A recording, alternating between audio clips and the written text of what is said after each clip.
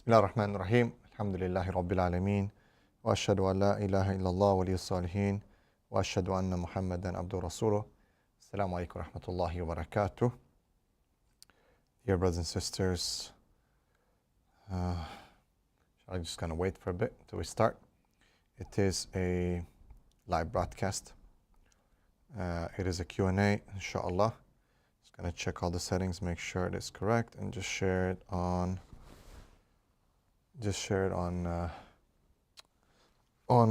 Instagram. Share on Instagram, inshallah. And then basically you can start your questions, bi'idhnillahi ta'ala. You can put them on and I'll start addressing them, inshallah. Bismillah.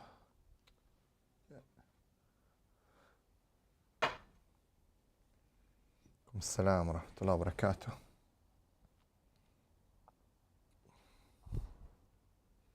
All right. If you can give me 2 minutes, inshallah.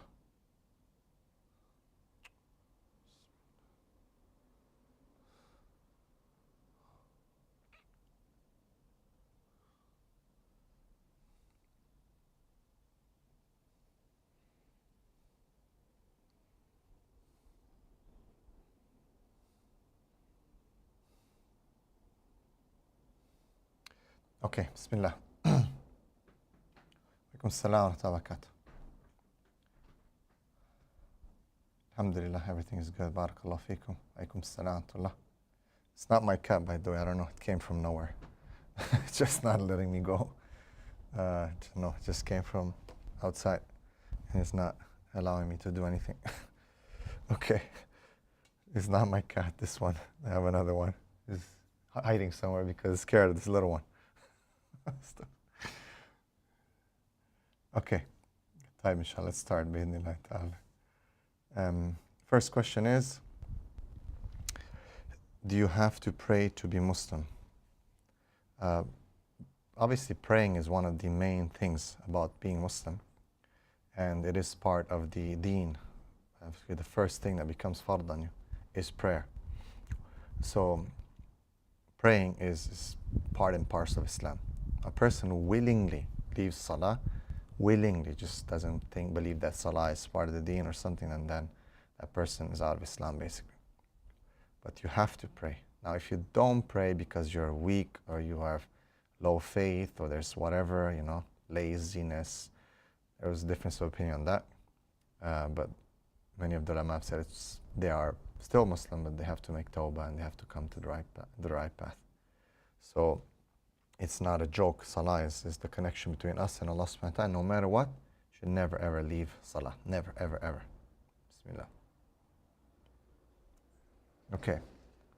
Next question. Assalamu alaikum wa rahmatullah. Very much disturbed to see Muslims, especially sisters, displaying themselves in social media, especially in Instagram. Do you think punishment to the entire society is imminent?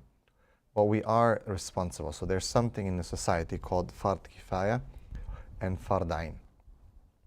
And fard kifaya is something that the society, at least someone has to do it.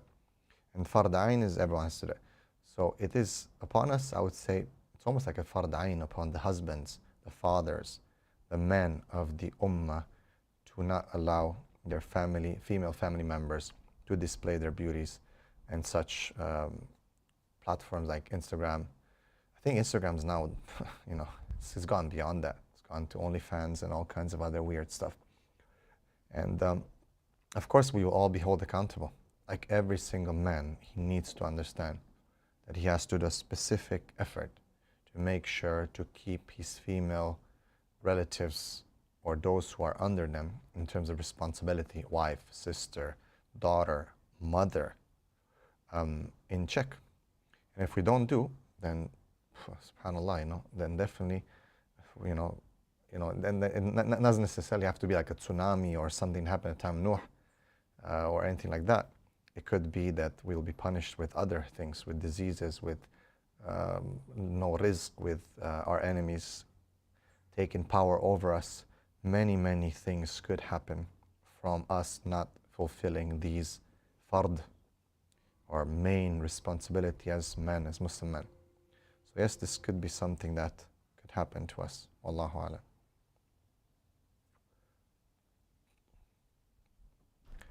How's to so Mariana says, how to raise kids in the USA? Wallahi, my question would be how to raise kids anywhere in the world today. It is very, very difficult. Extremely difficult these days to raise children, be it in the East or the West, because of the influence of social media, because of the influence of just media in general. The culture has changed so much. The culture has changed so much, and a lot of children are going astray. Now you find within Muslim countries the same type of rules and laws that you find in West are being implemented, where children, subhanAllah, can change their sex, their gender. And if a parent does anything, he can be arrested or she can be arrested.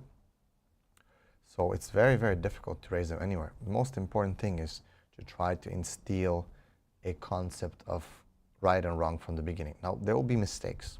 There will be desires. Everyone's got that. You have to understand. Everyone. That will happen. But still, we do our best. I mean, look at Nuh alayhi salam. Can we say that he was not a good father to his son? Yes, still his son went astray. Let's look at, for example, Ibrahim alayhi salam. Can we say, for example, that he was not a good son? No, he was. But, look what happened, right? So it all depends on, on what we do and how we do our work. After that, that's as much as we can do, right? You can only do so much. So fundamentally, raising children is not something easy today, especially with the laws and the what's happening in the world. But parents have to do their best to try to, to exercise the best judgment, to give them the ethics and morality that they need in the 21st century. After that, there's only so much you can do. You can see that it seems that everything is kind of against us when it comes to raising children. So be it USA, be it wherever, kind of dealing with the same challenges these days, honestly, from what I see.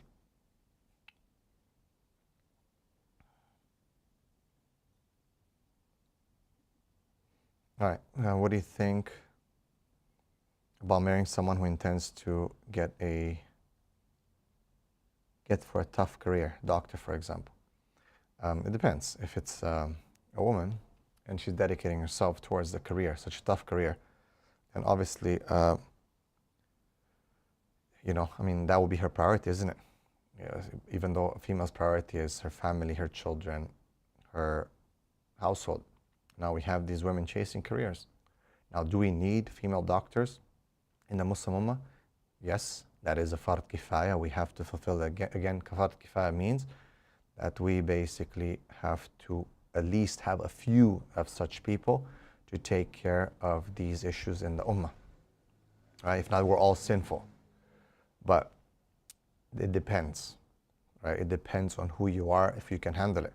Depends as a man, what's your situation? Because I'm telling you, if that's going to be her main objective, a career, then obviously you're going to be number two.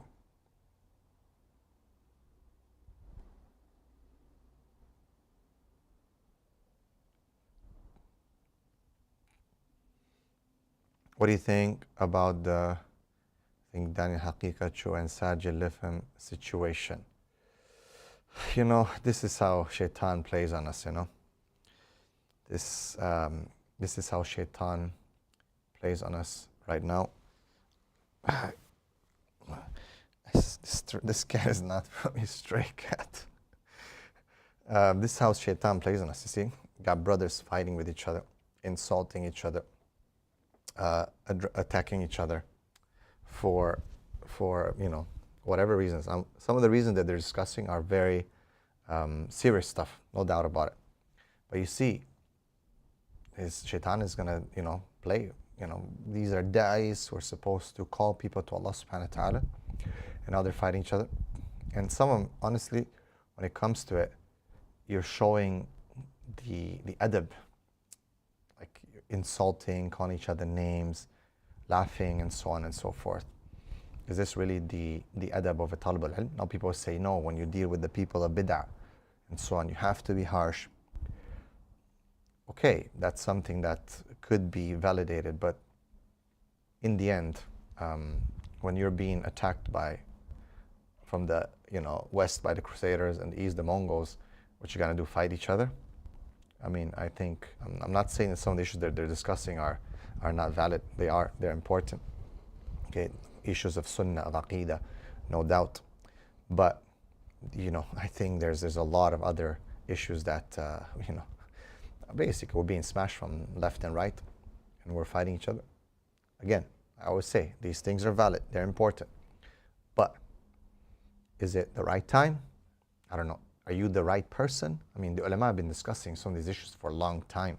Just because now you have a platform, you think you're gonna come in. Like, it's nothing new, by the way. It's nothing new.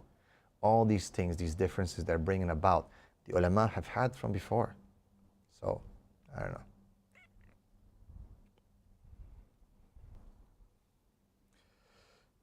Assalamu alaikum. Fear of public speaking is a barrier for me. How would you advise me to overcome it? Barakallah fi. What I would say is record yourself on a video, like use your phone, okay, record yourself, and then basically just basically listen to yourself, upload it, send it to a few friends of yours, let them criticize you, give you feedback, and just the way you do it. I know before I used to say, okay, practice in the mirror. I think now you can just record yourself, and you can, inshallah, replay it, get a few friends of yours that you trust to basically give you feedback. Alhamdulillah, I think that's good.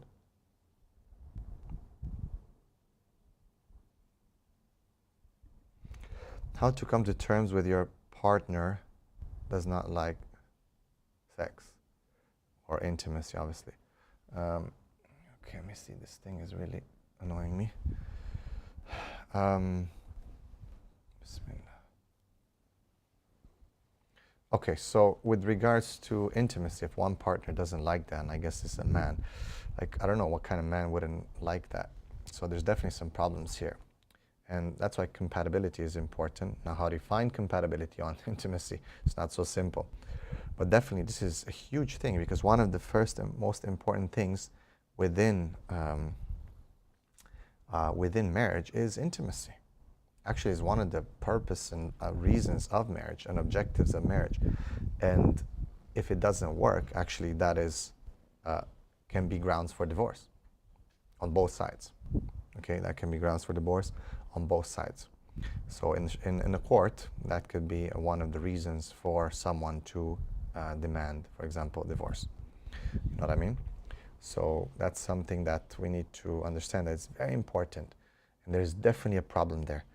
So I would advise couples counseling, and for people to come, we offer counseling. You can see on our website, or our links point to our counseling services, and definitely you can get help with that. So do contact me and we can connect you, inshallah, bi'idhnillahi ta'ala.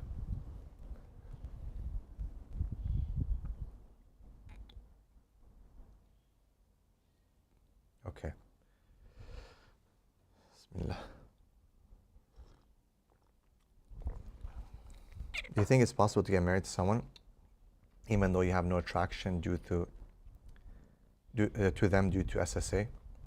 So for those who don't understand, SSA means same-sex attraction, being basically gay. I do believe it is possible. I know people have done that. And you have to understand, with homosexuality, I think it's a bit worse on the man's side, because once a man is pretty much attracted to another man physically, then it's kind of like there's not so much fluidity within a man when it comes to sexuality. Within women, there's a lot more fluidity. So a woman is attracted to another woman. She can easily marry another man, be attracted to him. It depends. She can easily be more fluid in her sexuality. And it's easier for a woman to do so due to her fitra. But for a man, it's a bit more difficult. Can he? I think there has been cases that I know personally of yes. Some people, they advise against it. But at the same time, I've dealt with so many clients who have SSA, and one way or the other, they're going to fall into haram. even if it's not zina. So if you have strong iman enough to contain and to hold yourself back and to fast and to, not be tempted to do anything haram, and you basically rely on wet dreams or something like that, then maybe you don't get married.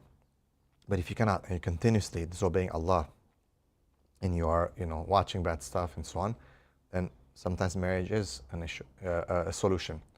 I've recommended before that but it requires counseling, requires help, it requires support, requires coaching. It's not just jumping into it. There's certain things you have to overcome and you have to understand, specifically when it comes to the reasons as to why you're suffering from SSA. How do you look at SSA? Your mindset about SSA.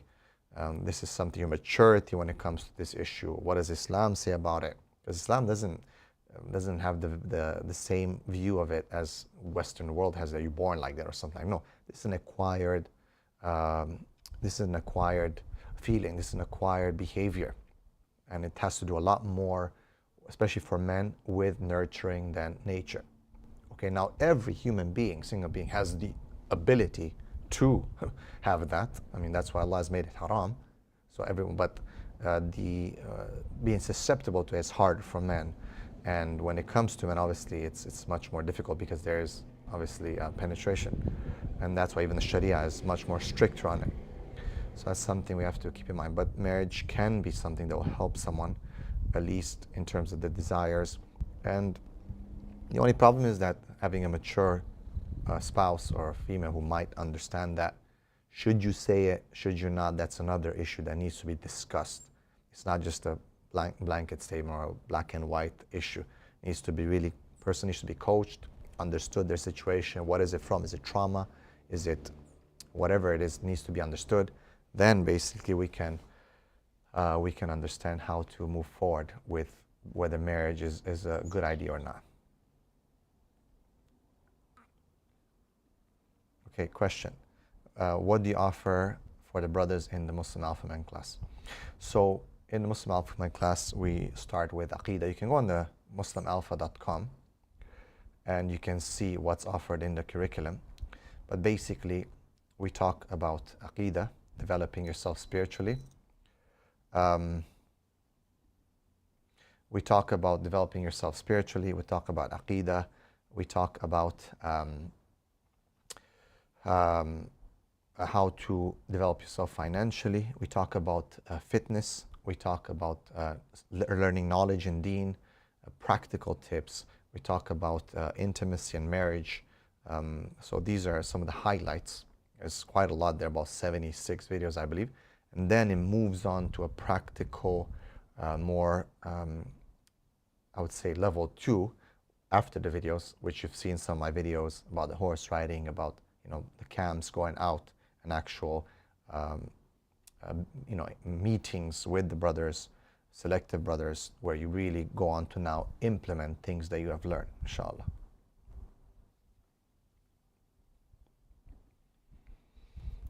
Brother, I took my shahada 3 days ago and I feel afraid to pray and be ridiculed by my father. Okay, so pray in secret. Don't show your father. Pray whenever you can, places you can. Just try to not show your father. It's okay if you hide it. You don't have to necessarily tell him right now. Till the time that you're ready, inshallah, you'll be more in a better situation, a better position to be able to be independent, and so on and so forth. Okay, so this is what I would say. I try to just hide it right now. You don't necessarily have to say it to everyone, and look for the time when your father's not home and pray. Try to pray as much as you can on the right time, inshallah. But just keep it now for yourself. You don't have to necessarily share it with him. Does height matter in a sister? Okay, so for sisters, I believe height matters a lot. They do make that as a very important characteristic of a man. But I think when it comes to brothers looking at sisters, it depends, right? It depends. Everyone has different things. I don't think it's such a big deal for men. I think men in general will aim for someone shorter than them. That's what I believe. Allah knows best.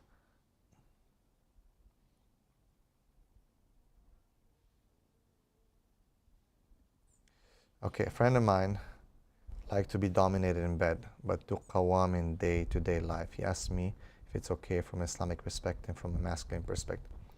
Obviously, there's something wrong there because I understand what you mean. So men usually, in general, by fitra, they do not want to be dominated. They dominate. And this is one of the outcomes of social media and what's been happening in the world, where there's been a reversal of the roles, basically. And you find now, sorry, it's even gone to the point where, yeah, guys might not be gay, for example, but they do reverse roles with their wives, and it goes down to the level of, a'udhu billah, penetration. And this is horrible. This is not correct. He needs to stop and desist. This is a corruption of his fitra, and needs to just, stop it. And how can he be qawam in day-to-day life, like if he is dominated? I don't know. I think it doesn't make sense. So I can probably say that he's probably not a good qawam if that's what he wants to do. Now, when it comes to intimacy, it can be of different levels, different intensities, and so on and so forth. But where like man is like dominated by the woman and so on, that is definitely corruption of the fitrah.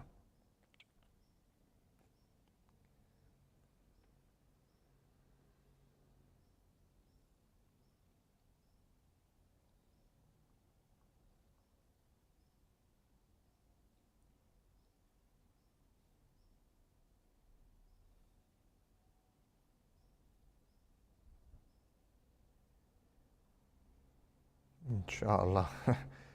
People, okay, I want to just kind of talk about the name, okay, Muslim Alpha. A lot of people have criticized me for the name. It's the problem with us, we're very superficial. We get stuck in semantics and words. It's not about the words, man. It's about just the meaning. Everyone knows what Alpha means, right? Sometimes I talk about Khalifa, boom, right away. People are going to be like, oh, Khalifa, knock, knock, knock. It's like people are funny. It's names, okay? We're talking about a principle here. That is the principle of leadership. It is the principle of leadership. And man being qawwam and being a leader. We've been, sorry, but smashed left and right. And that's why I've said many lectures that a lot of people gravitate towards people from the red pill, such as Andrew Tate, right? He said a lot of weird stuff before. Okay, now he's a Muslim, alhamdulillah, khair, let's see what he does. But that's where a lot of people were pushing towards. Rollo Tomasi, entrepreneurs in cars, Rich Cooper, whatever. All these guys, Fresh and Fit podcast, because they're giving a voice to young men. Now, in that voice, there's a lot of corruption and wrong things that are not in line with Islam. So stop picking on the name. It's the concept, man. It's about bringing back masculinity according to Quran Sunnah. Real men. If you look at what I say usually, I always try to reference or to give a connection to Sahaba, to the Prophet ﷺ, to the Quran. So don't get stuck in the name, inshallah.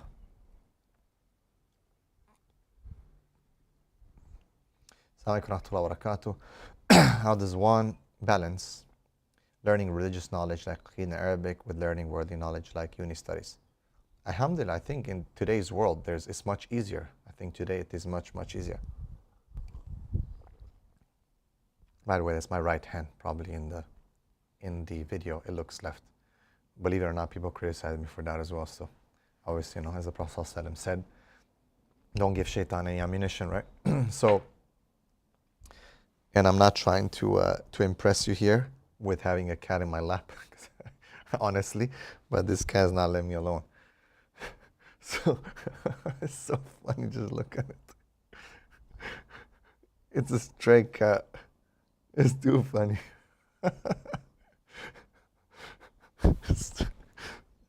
Okay, it's a dude, by the way. It's a guy. It's an alpha.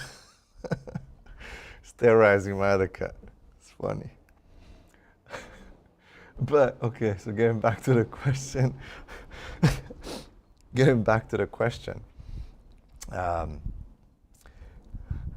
I think today, with everything that's available out there, it's much easier. Much, much easier. Okay? And why is it easier? is because you have online, you have Islam Online University, you have a lot of ability to seek knowledge online. So you're doing your uni studies or whatever, and you're doing in parallel knowledge, seeking knowledge, Aqidah, Arabic, fiqh, right? Alhamdulillah. So I think there's a lot of opportunity.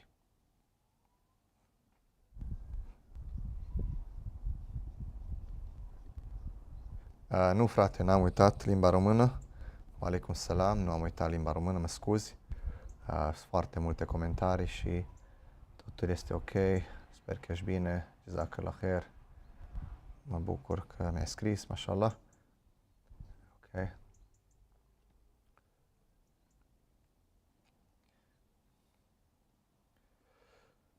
What helps detox from social media? It's crazy. Social media is just too much, isn't it? Something called phone fasting, one of my friends introduced. Try to keep your phone in the car for over 12 hours. Once you come back from work till the morning when you get back to work, whatever, you actually, you get, the world is going to work. It's going to continue to spin. It's not going to stop. So, once you get home from work, I think, you can, inshallah, if you don't have work or anything like that, emergencies that need to be taken on the phone, I think you'll be fine, inshallah. Do you have any books on Islamic masculinity, male health? We don't have a lot of books on this. This is a problem. I think we need to. We're trying to work on one. I did see, I think there's something, I think it's 40 ways or something like that to become masculine. It's an Islamic book. I can't really remember the name now. I saw one of them that's translated in English. How can father do homeschooling when he's busy in business and other social work? Indeed, it is very difficult. If you are a single father, it is very, very difficult. That's why the woman should be at home with the children. The father should be working.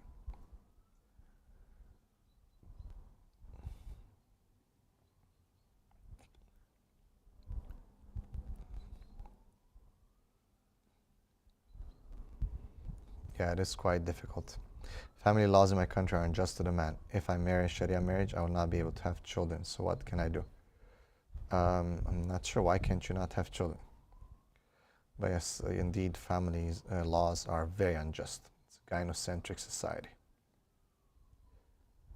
Thoughts on Saudi celebrating Halloween? La hawla wa la quwwata illa billah. That's all I can say. What a sadness that we reached that state. Very, very sad. But this is where it's going. People need to wake up. It's been happening for a while, by the way. It's been happening for a while. It's very sad. I mean, subhanAllah. It's not about, most of the Muslim countries are giving in to these kind of things. Are you surprised the Prophet ﷺ said you're going to follow them into the hole of the lizard? This is what it is, subhanAllah. May Allah subhanahu wa ta'ala protect us.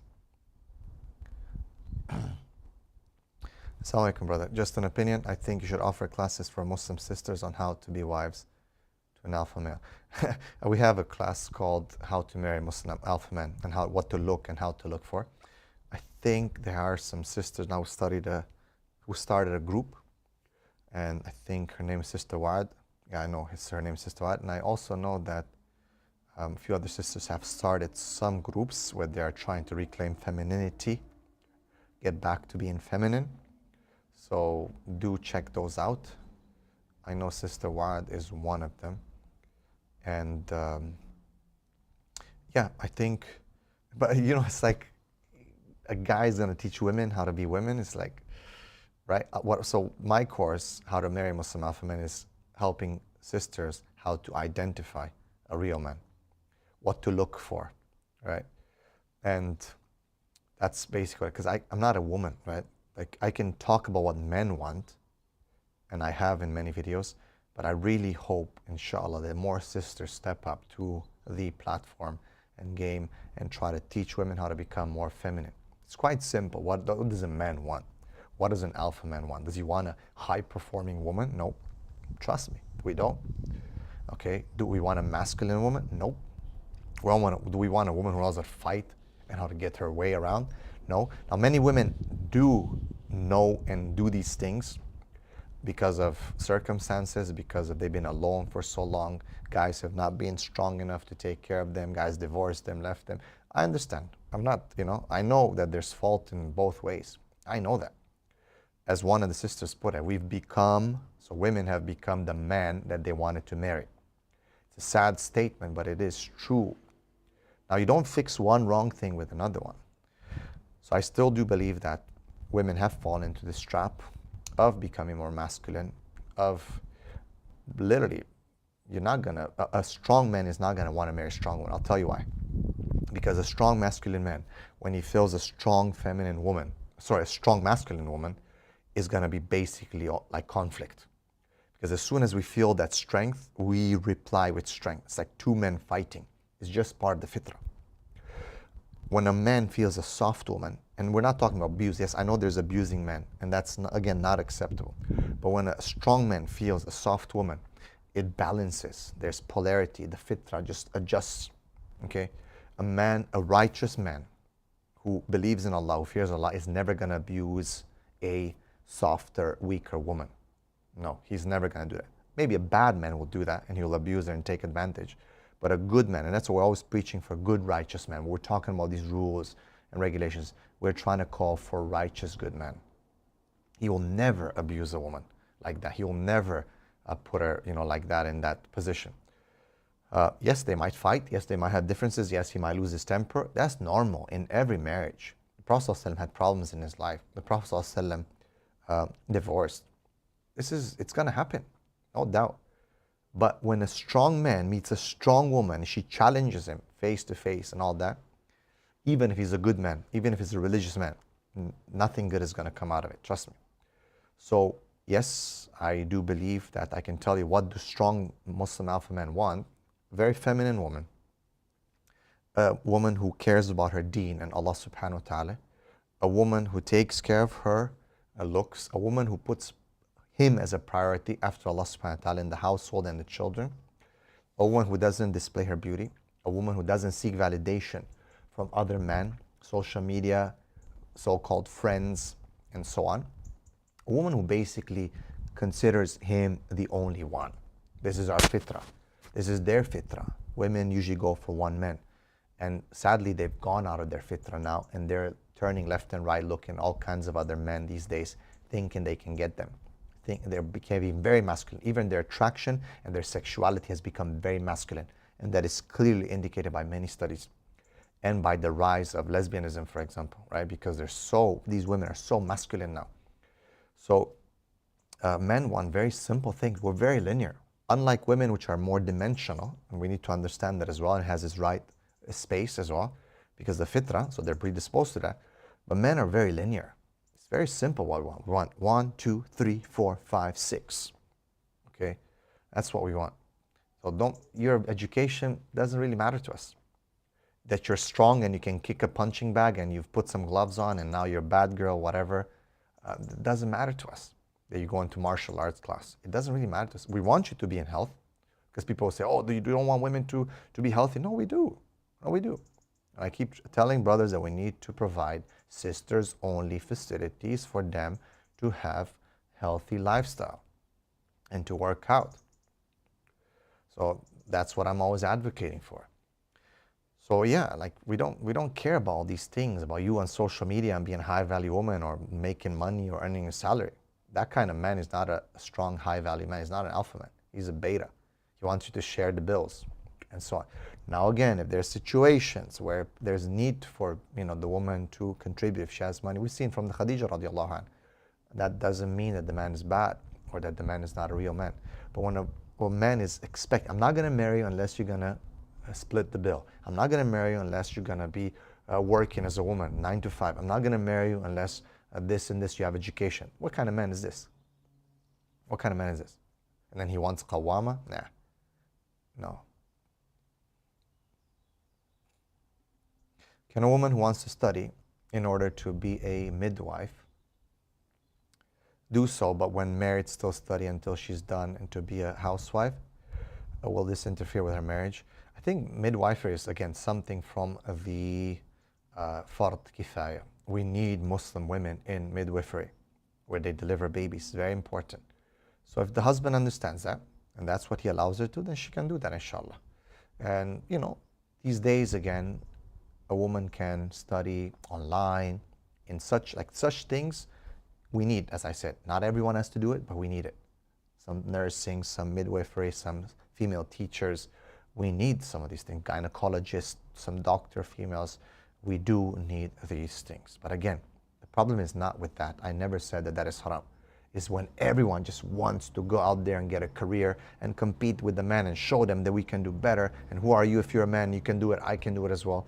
This is the mindset that we're against. I've explained that many times, subhanAllah.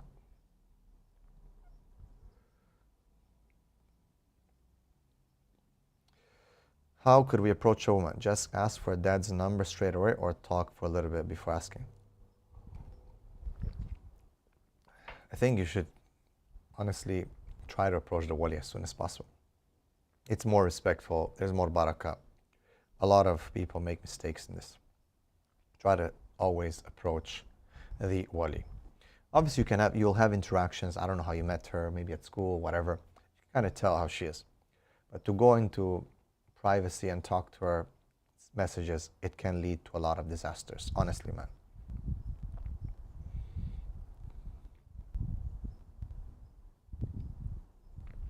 I'm a woman, 22-year-old. I find it difficult to choose to be a stay-at-home mom, especially because I've studied a very long time. What is your advice for me? No, I mean, as I said, right, there's a process of conditioning. Like when we're dealing with these issues, we know that we've been hurting. Our women have changed so much where they are making these kind of statements. Look, I've studied, I've invested so much. Even parents, fathers will say to me like, look, I've spent so much money on my daughter. You want her to stay at home now? But again, those 4 years of your study compared to your life, a life of maybe divorce or problems, is it really worth it? Is it really worth it? So if you get married and your husband doesn't want you to do that, if he's the one who's going to provide, alhamdulillah. If he's going to be the one who provides. Maybe he can take a job that is needed in Ummah, and he understands that. Something within a halal environment, such as in a girls' school or teaching or Quran or, I don't know, like the sisters say, midwifery or nurse or doctor, or things that we need. But in a halal environment, not where you're spending time with John, Steve, Tracy, Stacy, and all that. Right? So it's a mindset, right? So you've been conditioned to, obviously you've invested time, you've worked for this hard, and now someone comes like me and tells you on social media, hey, don't work. But I'm telling you that where most women work and they compete, and not willingly necessarily, but their marriages have issues. In your opinion, what's the best country to live in for Muslims? I really don't know, to be honest. I like Malaysia. I like Turkey. Certain places. Depends. In every Muslim country, you can still get some benefits, but separate yourself from the mainstream fitna areas. You can still, in most Muslim countries, you can still find areas where you can be. But most people go to Muslim countries, they'll go because of work, and work will be usually in proximity of these cosmopolitan areas, so you will be in fitna.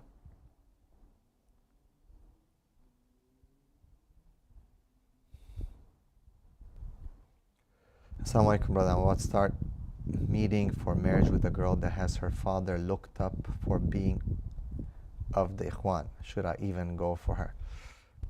I mean, I don't know. I can't get involved because I don't know where and what, which country, what laws. It's something, that you gotta make your own decision. Allahu alam, because it depends on. I'm not sure why he's being looked up for. Ikhwan, what? This is not an easy thing to answer. But be careful with people who are watched and on watch lists and issues. I would say, with groups and labels and names, and you have to be careful, right? Because you can be guilty by association. And there's so many groups that are blacklisted today and so many issues. So just, I would say, be very, very careful.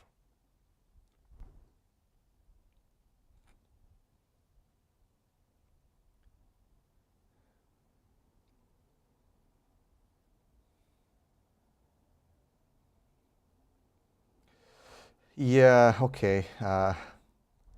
So I'll give you an example. When these guys started the Badr Club, so is that not an Islamic terminology, and they almost got canceled. See, and they got called for being on bid'ah because they use the number 313, even though there's a difference of opinion about the numbers. So, see, it's like, okay, you call it Islamic terminology, people are gonna have an issue. You call it just regular secular terminology, people are gonna have an issue. You're never gonna satisfy everyone, okay? If you can look beyond terminology, like it's not something that we're using haram. You know, I'm not calling it the Pimps Club or something like that, you know, with all due respect.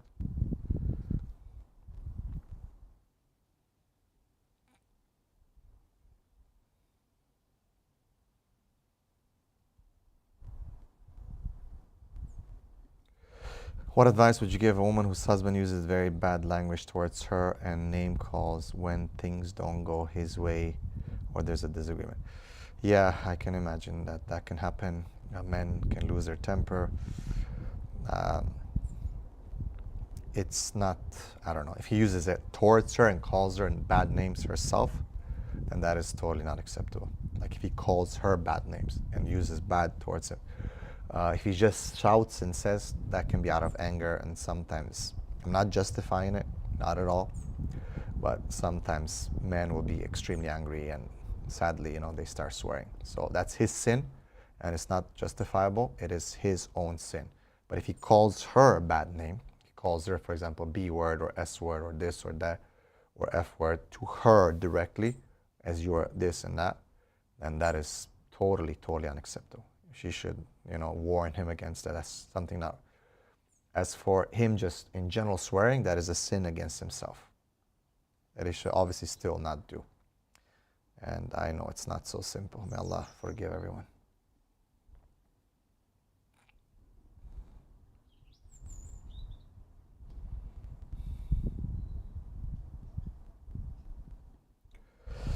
Have an opportunity to go to America from Egypt. Is it worth to leave Egypt? I wouldn't leave Egypt. I mean, Egypt has issues as well, but I wouldn't go to America, man. I just wouldn't.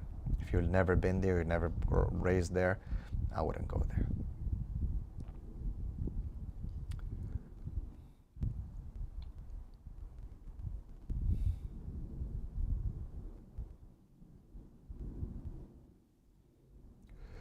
I have, okay. Do I have to meet the wali father face to face first, or can the wali tell the mother to take care of vetting for marriage and attend the marriage meeting? I mean, what's the point of the wali? That's the point, that it's not left for the women, and that's why the man is the wali. The man is the wali so that he can vet from a man's perspective, not to let the woman do the work. Just give me a second here.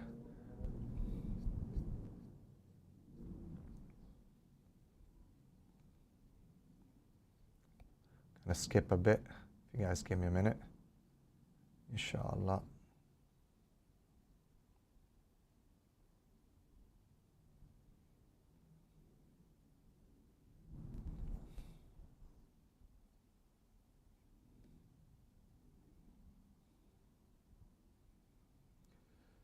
Bismillah.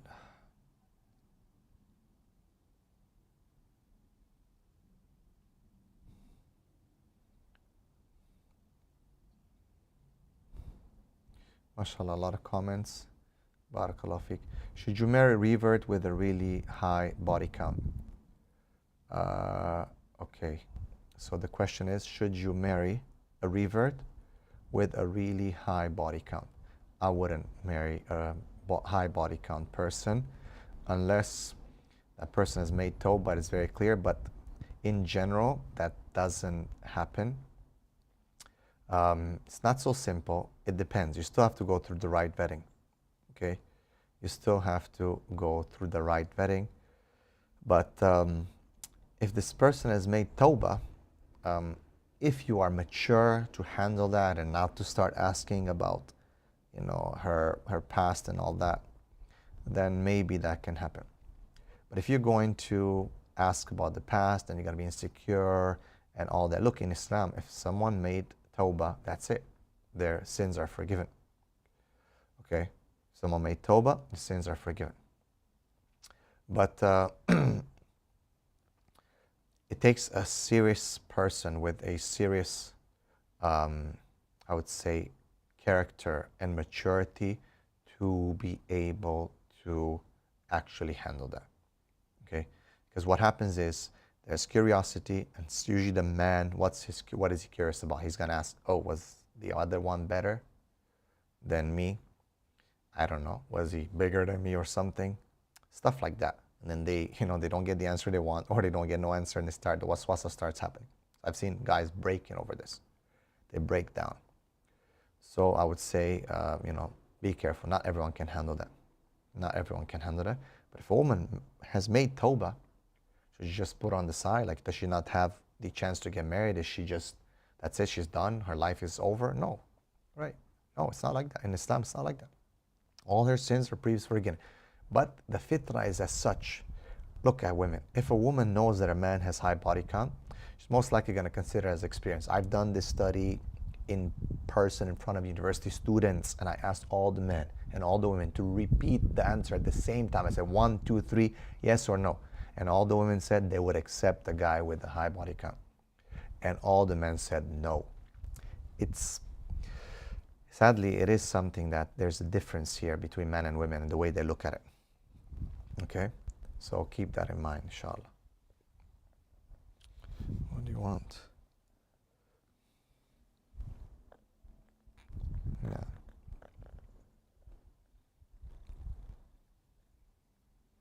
Type. Let me go.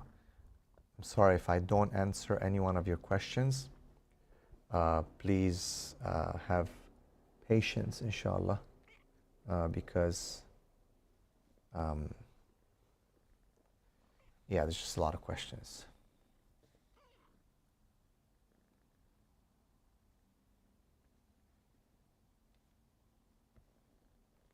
Okay, dear Gabriel, what do you think about our education system delaying the whole marriage process? Well, that's what it's meant to do, right? To destroy the family and to destroy, just to destroy the family, the unit, the nuclear family. The more you delay marriage, you have to understand, the more two people are going to be incompatible, right? Why? Because you're used to yourself. You're used to just being alone. Then you're less adaptive when you become older. And that's why when people are delaying marriage, they're just not able to adapt properly once they get married. And this is the problem with a lot of people, and why marriages fail. Because when you're younger, you're easier to adapt and to synergize. Even your sexuality, what you desire, what you like, what you don't like. By the time you're in your 30s and you get married, then you've already kind of accustomed yourself to certain things. What you like, what you don't like, what your fantasies are, what you want, what you expect. Let's be honest, this is clear. Just give me 1 second. I need to get my charger. And this cat is not letting me.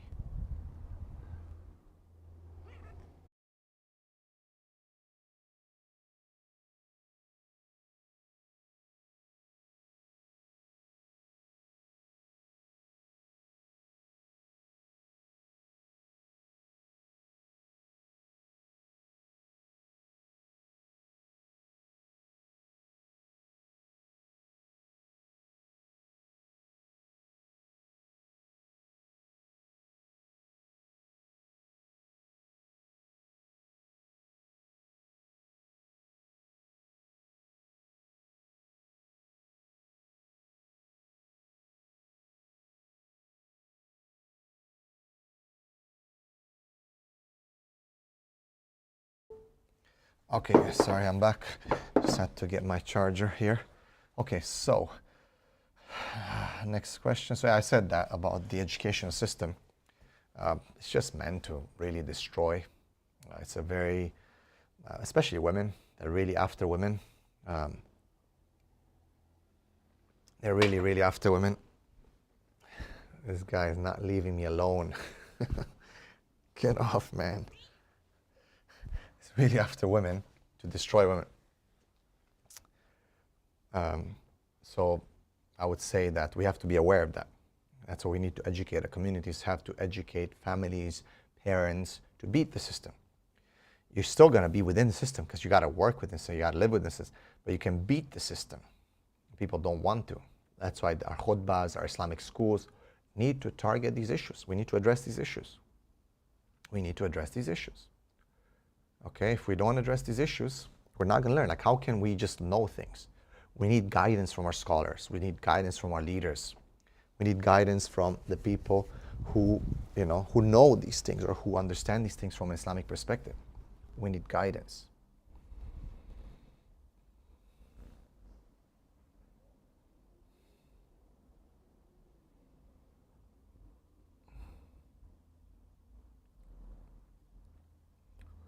What is for you the sweet spot between being confident and being humble?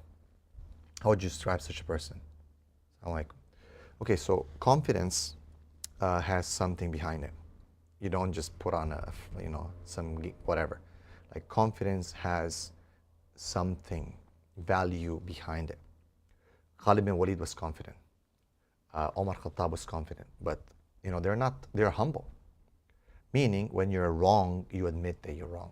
Meaning, and look, was Omar not an angry person? Sometimes he would get super angry. Did Khalid not make certain mistakes? He did. Everyone does it. Everyone's got something, some issues. We all do. But it's about, repenting and coming back to Allah subhanahu wa ta'ala and not allowing for your arrogance to take over. You know what I mean? That's the problem. That's what we got to be careful with. So the sweet spot between them is that, when you're wrong, you're wrong. And when you're right, you stay to right. But don't doubt yourself. Like, you can't doubt yourself as a man.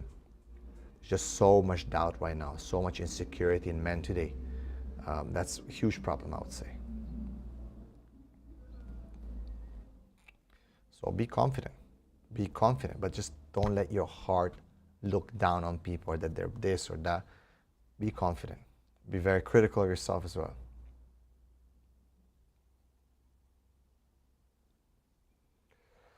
Dear brother, please tell, if I'm making a list of what my husband should be like, what are the masculine qualities I should look for?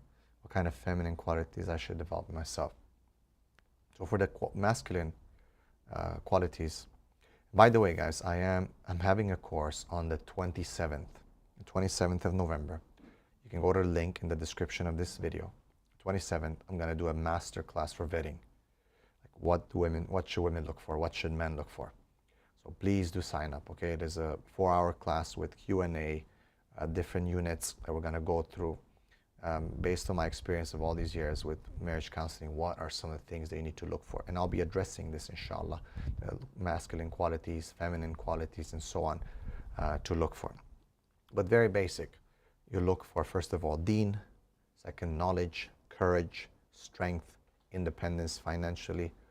These are some things that you want to look for. So Deen, number one. Most important thing is Deen, Aqidah. Okay, knowledge comes with, obviously you cannot have Aqidah for nothing. And then strength and courage is very important, because if you have a certain ideology that you believe in and you're not able to carry it because you're going to fold at the first problem, then obviously it's not going to work.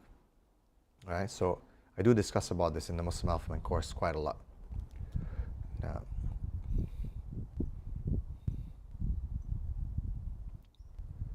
okay. Why is it said love is a disease of heart? Preferably, I would want to marry someone I could love in halal manner. Is love such a bad thing? To me, this is the most important thing. Okay, so you got to be careful. The Prophet ﷺ did love, and he said that you should say to someone when you love. I think the problem is when you love without boundaries, and that's what Shaykh al-Islam ibn Taymiyyah said, that you become almost a slave, especially for a man. See, for a woman, I think it's a bit different, because the woman's her expectation, what's expected from her, is to be in line to her husband, in servitude to her husband. Allah first, then her husband. But even for her, if she's going to compromise her relationship with Allah subhanahu wa ta'ala for him, that's wrong. Let's say, I don't know, she gets divorced or something. Let's say like her whole life is done because, oh my God, my husband. Then basically that was the wrong type of love. Like, she's disobeying Allah for her husband is wrong. For a man, it's even worse, because when a man falls in love, it is very different than a woman. Very, very different. He literally she becomes his weakness. When a woman falls in love with a man in general, he becomes her strength. But when he falls in love, she becomes his weakness. It can paralyze him. It can unfocus him. So he's got to be careful. Yes, you can love. Yes, the Prophet ﷺ loved, but there's a limit. There's a limit.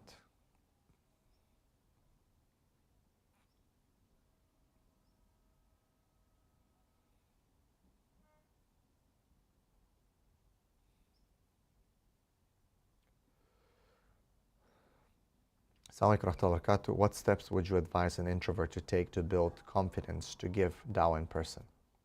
Is it simply confidence in the knowledge that you gain? For sure, knowledge is very, very important. Having knowledge is probably one of the most important things, but you just got to put yourself out there. Like, you have to try, you have to have experience with the dawah, you have to do it. It's very, very important. So you got to try, but you got to stick to what you know only. Don't go beyond what you don't know. Don't say what you don't know. Stick to what you know and practice. Go with the people with dawah, go with the people who do dawah, learn from them. And just like everything else, you develop more confidence.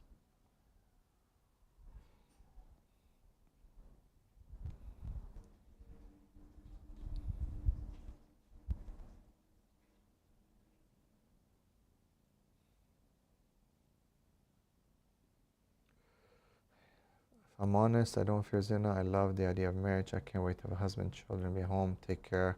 Alhamdulillah. May Allah bless you, inshallah.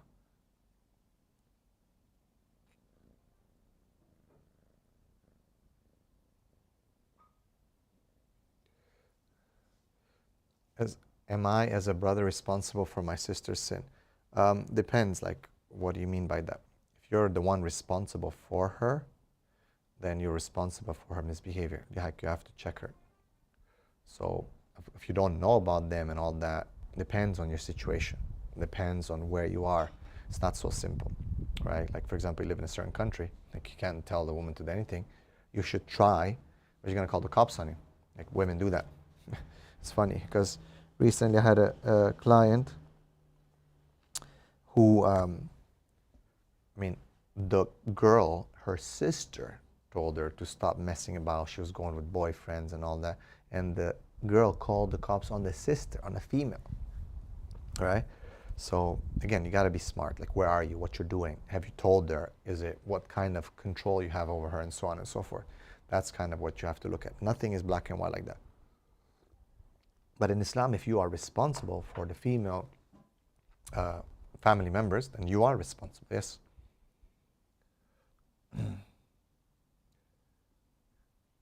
Nope, these are mine. I've had these for a long time.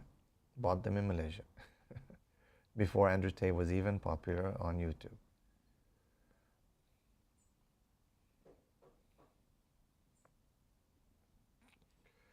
How can a poor man financially run two households?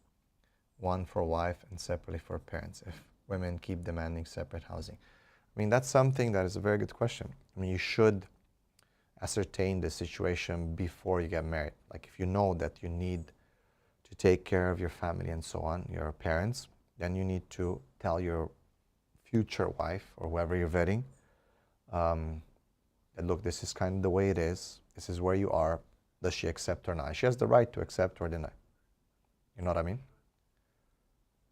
So be careful with that, and say it before, you know. Basically try to actually engage her in this discussion about the possibility of living with your parents. And if she doesn't accept, she doesn't accept. But subhanAllah, a good woman who understands your situation would not require you, astaghfirullah, she would not require you to be in this kind of situation. If you're the only sole responsible for your parents, and she's telling, no, I'm not going to accept this, then I don't know what kind of woman that is. Now, if there's other brothers and other people who can help, and it's a different story. Okay, and yes, she has the right to live by herself, like in her own place. But if you cannot afford it, she does not understand that. She does not understand your dilemma here, then I don't know what kind of woman she is.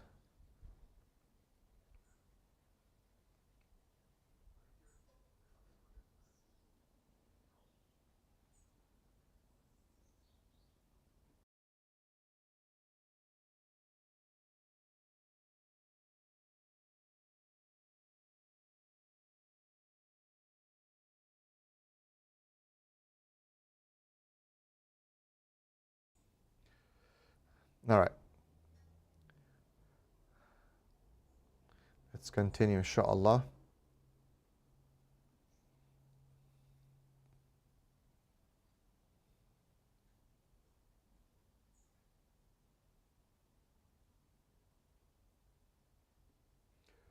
Okay. How to get my wife to be on the same page as you and same mindset, doing everything that is best interest of Islam. Could you share some action points? May Allah bless you. How do you get your wife? How do you get your wife to be on the same page as you and same mindset? They're never going to be on the same mindset. Sorry. I mean, they'll be close, but you cannot expect the woman to be on the same mindset as you. You can be close, inshallah. Well, a woman's always going to, have some things that she disagrees with you on. You're going to call you on or whatever. But you as a man have to stand your ground. If you know what you're doing and you're trying to do the correct thing, there's going to be a lot of things where she might say that she doesn't agree with or question you on and so on, but you got to stand your ground. In the end, you're responsible in front of Allah subhanahu wa ta'ala. We take that responsibility in it, the good and the bad, what comes out of it. So as a man, you have to hold your ground. And sadly, there's many households that are led by women, where the woman doesn't like something, she's going to push the guy, he's going to change himself. No. If you know your mission, you know where you're going, what you're doing, you stick to that. You know that you're doing your best, you stick to that, inshallah. Unless it's clear cut that you're disobeying Allah, you're doing something wrong, then it's a different story, right? But before you marry, you have to try your best to vet the woman. That's why I said I have the vetting class, inshallah, on the 27th. I hope you guys sign up for it. Inshallah, go to the description, the link, and sign up for the vetting masterclass. I think it's the first or second link there in the link. Sign up, inshallah. We're going to talk about vetting, how to ask what kind of questions, what are the problems that you should look forward or look to before you get married.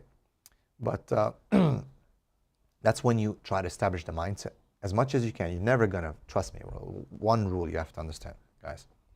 Please understand. You're never going to be fully understand what's inside of a woman.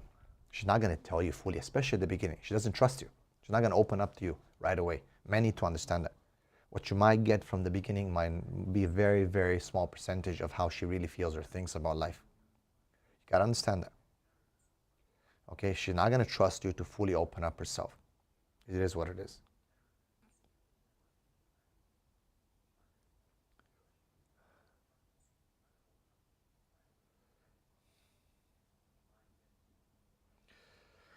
What are your advice for Muslim with asexuality? I mean, this is a subject of a lot of debate and discussion, but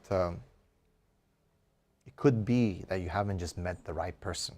It could be that you're not typically attracted in general to, but there might be that one person, one, or I don't know, that there'll be that emotional connection to, and there will be attraction. So don't give up. Don't give up.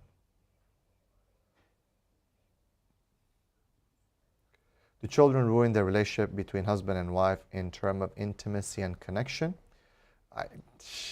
Definitely can affect if the parents don't have a certain, I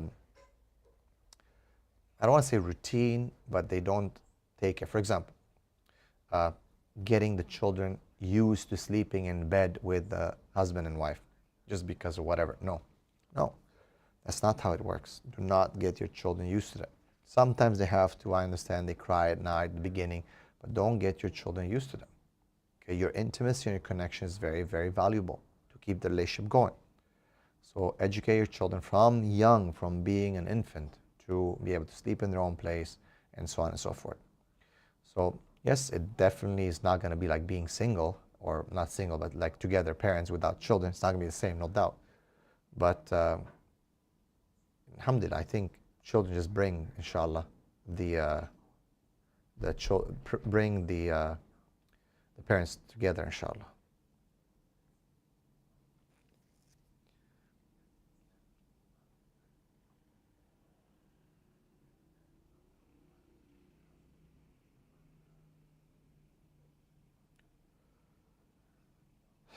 طيب.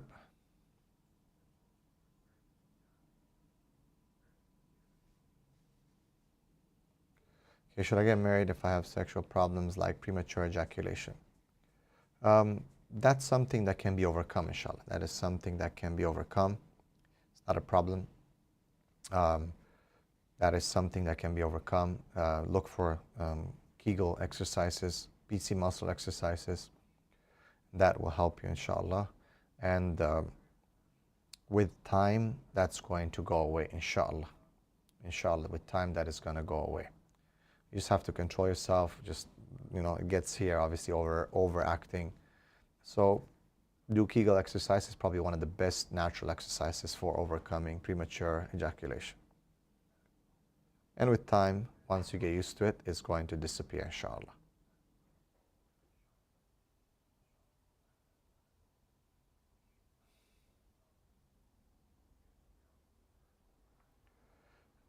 What if I want a feminine man? I don't like masculine men. Like BTS, right? Or whatever they call these Korean. Then I do understand that a lot of women want feminine men. And that is a huge thing when it comes to female sexuality. Females are attracted to feminine traits. This is something in their fitrah. They always admire feminine. They admire other women. They admire their beauty. And sadly, I think it's been now reached to a point that it's even affecting their sexuality. And I've talked about this many times because it's just ridiculous what you see right now. But I think this is ridiculous because Allah subhanahu wa ta'ala has created a man for a woman, and a man to be manly and a woman to be feminine. I think, yes, within the feminine fitrah, there's a tendency, a greater tendency to sometimes value and admire the female or the feminine characteristics, be it in a woman or a man. But I think it is a corruption of the fitrah now that's gone to such a point where women are willing to go for very feminine men or even for women. But I'll tell you one thing, it doesn't last. It does not last because in the end, deep down inside, you'll see it'll be like being married to a woman. And even these lesbians today, they marry women. There's something called the lesbian deathbed. In the end, yeah, it's exciting at the beginning because it's so taboo and so ooh, and then they get bored. And then, they're not going to admit that they want a man because, oh my God, it's an issue of identity, right? And they don't want to admit that they're suffering. So then they try to jump around finding another exciting episode. But in the end, it doesn't happen. But for women who look for feminine men, in the end, when push comes to shove, someone's going to try to steal your purse. Someone's going to try to attack you, which can happen. You're going to wish you had a proper, strong, masculine man. Trust me. And this is just what's been conditioned into them with this BTS and all these Korean soap operas and guys that look like girls wearing makeup, being more feminine than the women themselves. SubhanAllah, like some of these guys look more feminine than girls in the West. A'udhu billah. It's very sad. Very, very sad.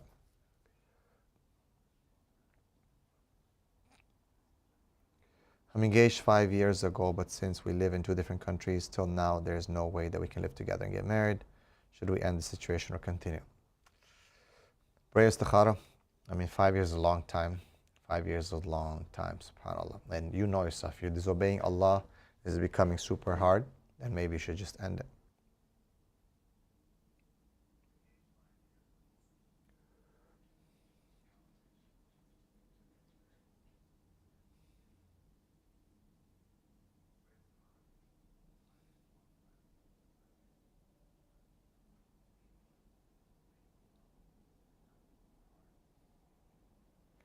Okay, I'll explain this again. So she says, feminine guys are sweet. I actually love them. They're sweet maybe because they're acting like a girlfriend to you. So yes, you guys feel very connected. But when it comes to actually living with them, marrying them, being there for you, intimacy, you're going to have a whole different experience.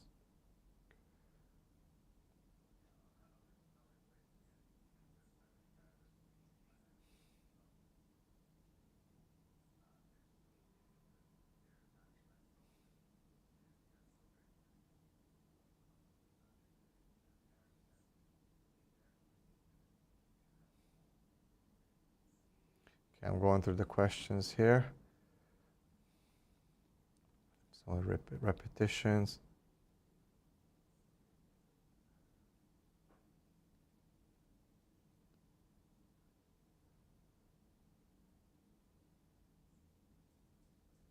Brother Gabriel, a while ago I saw your channel and thought you were the same as the other red pill channels.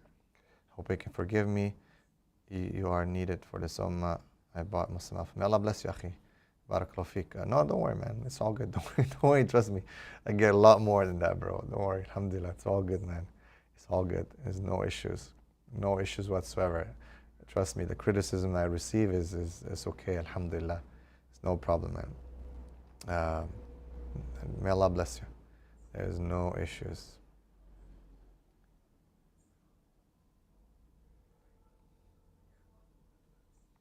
Should I stay in an abusive marriage? My husband simply cannot change. He's aggressive, not only with me, but also with other people. Yeah, if someone cannot control themselves, right? The Prophet ﷺ told them, La taghdab, don't get angry, don't get angry, don't get angry.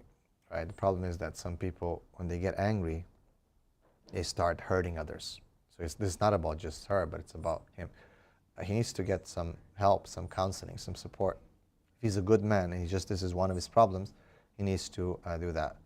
So I think Azubair and Asma, right, their divorce, their two Sahabis, great Sahabis, was because of Azubair was just too hard. So it's very difficult for me to say what to do and then for you to follow my advice, So if you have the ability, please do click in the link and book a counseling session. We can talk about the details of this. I can't just tell you over this live broadcast. Very, very difficult and a big responsibility.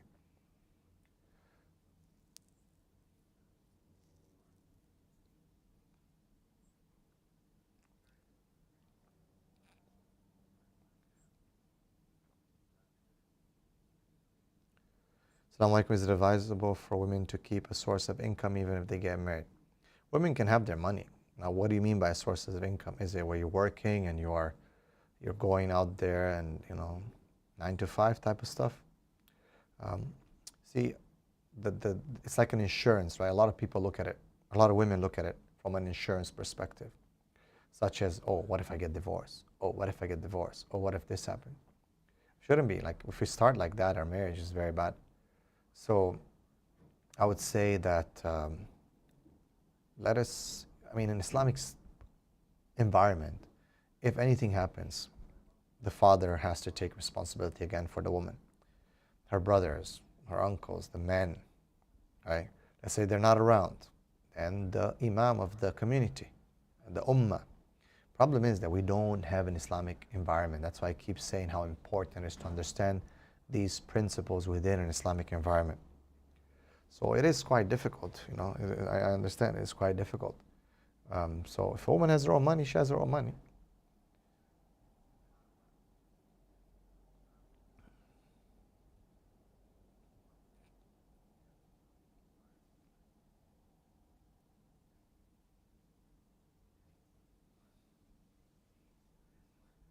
Who is Fifi? I don't know who's Fifi.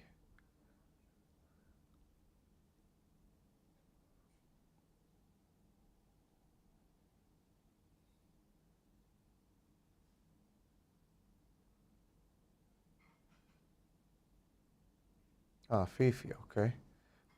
Fifi, well, Fifi is the one who likes feminine boys. And she said even gay boys.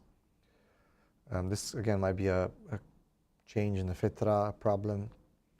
There are a lot of women who like that, sadly. It's definitely a problem with the fitra. So try to fight your this type of mindset. And it is a fitna. Be careful. You need to change your mindset. But I firmly believe that life will teach you a lesson. When you find an acceptable looking woman with good deen, should you keep looking for a woman that you are more attracted to with the same level of deen? It's hard to assess a person's deen. Bismillah. Usually people will assess a person's deen based on their look and some of the actions. It's not so simple. But you don't know. If you really feel like this person is good in deen, everyone's vouching for them. Looks is important, but it's secondary. You might find someone who you're more attracted to with the same level of deen, you might not. finding a woman with haya and strong deen these days is not easy. Finding a good-looking woman is easy. There's a lot of good-looking women out there. It's full of them. Full of beautiful women. But a woman with deen and haya, no, not so easy.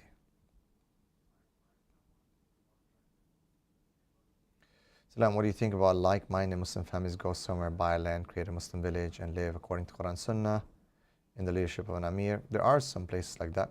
I know in Malaysia, and there are. So, hey, if it works, it works. Bismillah.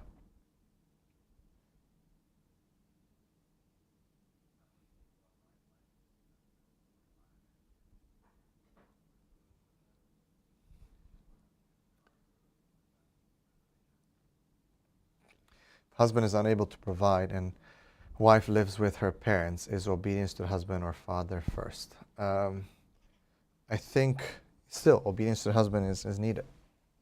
Right? It's not dependent only upon him providing.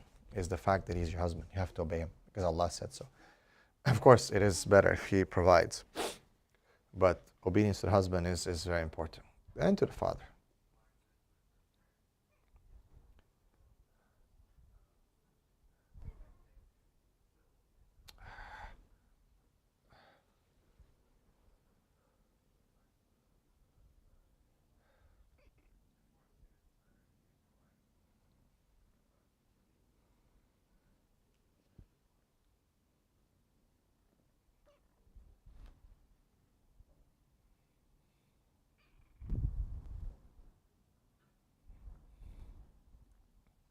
A 22-year-old brother wants to get married but does not have the means at the moment. What should I do? Try. Work hard. Make dua to Allah subhanahu wa ta'ala. Wake up for tahajjud. Ask Allah to give you the means. If you don't pray tahajjud, you don't really want it. That's what the ulama used to say.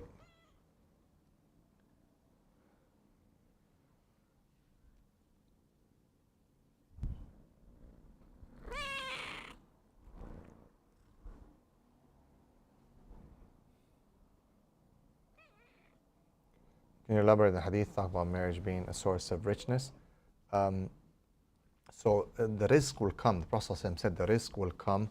The risk will come with marriage, with a lot of things. So just trust in Allah subhanahu wa ta'ala. Risk increases with children, risk increases with marriage. But we have to believe, like you really have to believe that this is going to happen. Okay, you have to believe it. So yeah, like definitely the Prophet told us that it's upon Allah to help someone who is striving in the path of Allah and also trying to get married.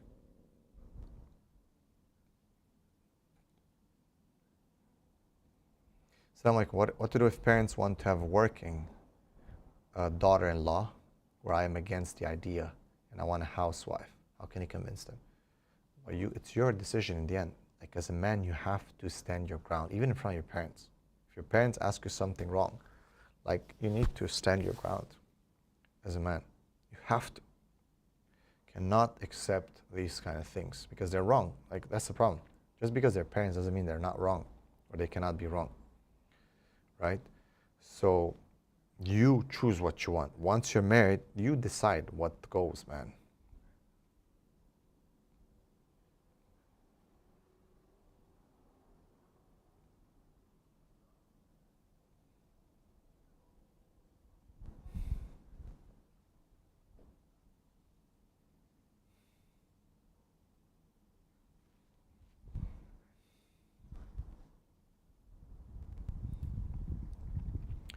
No, bro, it's about anything, inshallah. It's about anything that I can answer.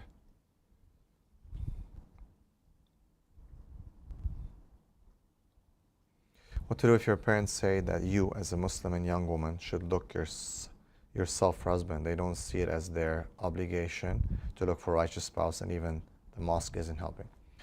This is a problem with many people in our community, sadly, where the wali now and the family is not taking responsibility anymore. And it's a problem. And it starts with the father. The main one who looks and should look is the father. In many cultures, believe it or not, like in Malaysia, it's quite popular where women basically are men, go, mate, whatever. Then they finally come to the family and they say, okay, this is the person that I might want to meet, marry. I don't think it's correct. I think, again, we lost our responsibility as parents, as community leaders, to facilitate marriage for our young brothers and sisters. And because of that, there's a lot of fahisha that's happening because of that.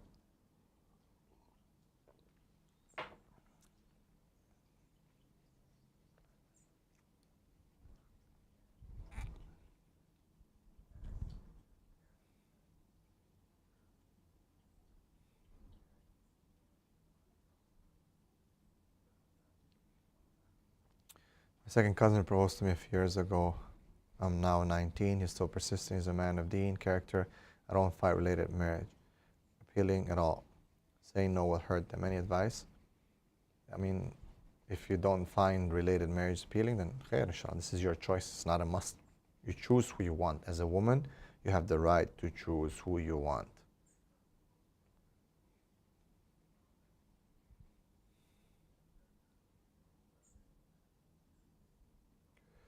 Is it bad to look for an educated husband when you yourself are quite educated? I would say that when a woman is very educated and her husband's going to be like below her in education, and a lot of times things don't work out so well. I don't know why. It just doesn't. So, yeah, if you're really educated, then definitely look for an educated man. Definitely. Because you have to look up to him. As a man, you should, as a woman, you should always look up to your man. You should always, it is hypergamy to an extent, has some valid points. Women do tend to try to look for a man who's somehow a bit more than them.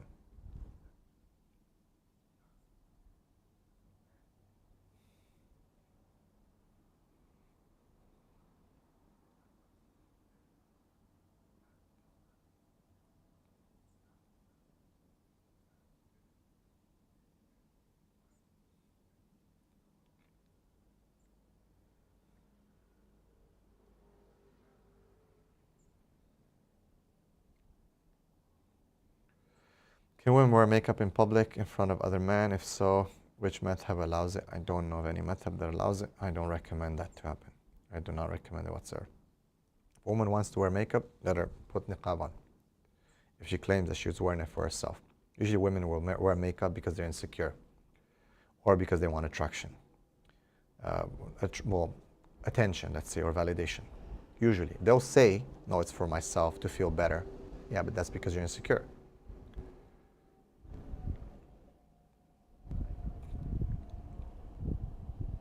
So it's not allowed. If you really want to wear makeup, then cover yourself and don't make your eyes all weird. So you can still attract people just through your eyes.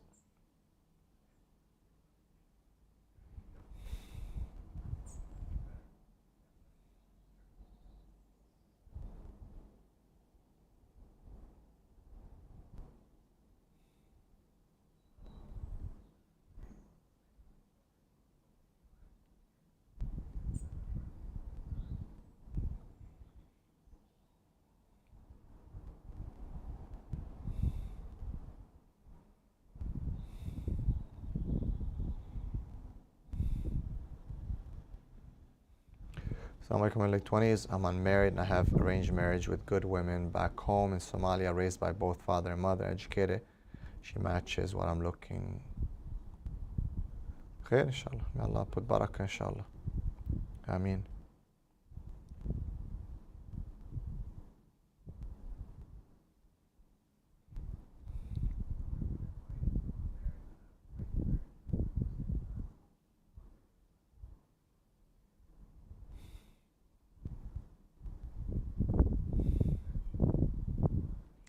I just got married and bring the spouse to UK as I want to protect myself and my past, which always comes up, but have changed.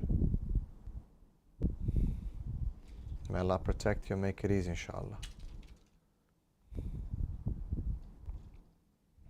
Father-in-law is a mahram, right? So if you marry a girl and bring her in the same house as parents, yeah, of course, 100%.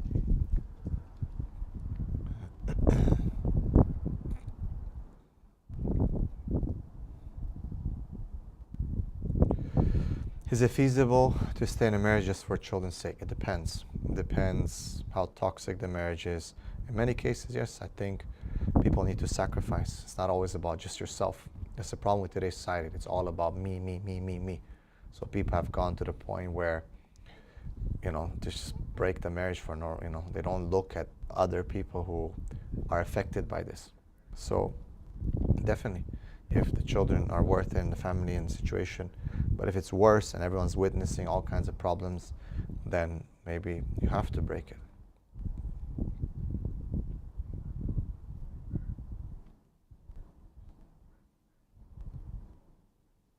I think I did, brother Zain Khan. I did told you about the hadith where the Prophet said Allah is upon Allah to help a person who is looking to get married.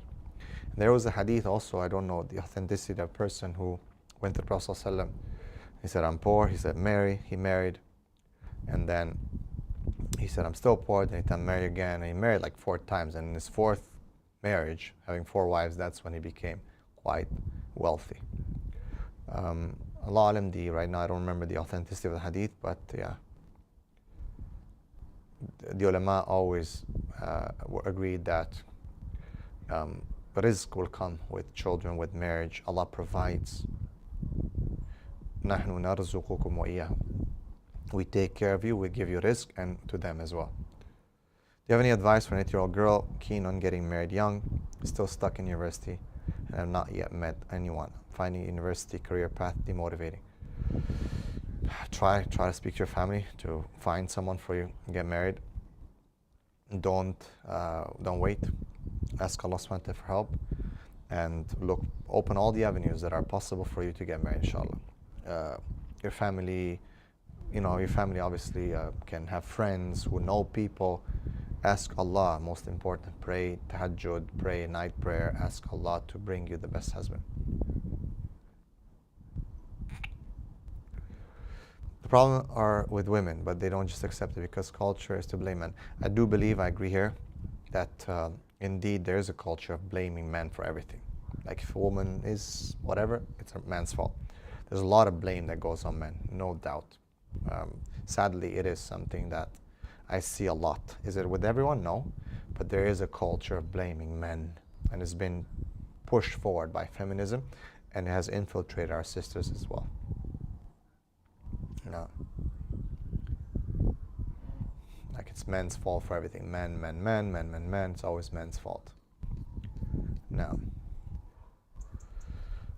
طيب, inshallah. We're going to stop here. Allah bless all of you.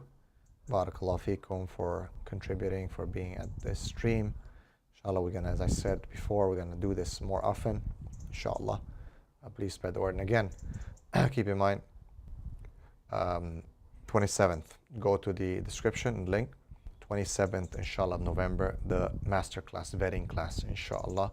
For those who want to sign up, bi'idhnillahi ta'ala, it will be about 4 hours of how to look for a spouse, vetting, what to ask, what are some of the issues they want to consider, and so on and so forth. May Allah bless every one of you. Barakallahu feekum.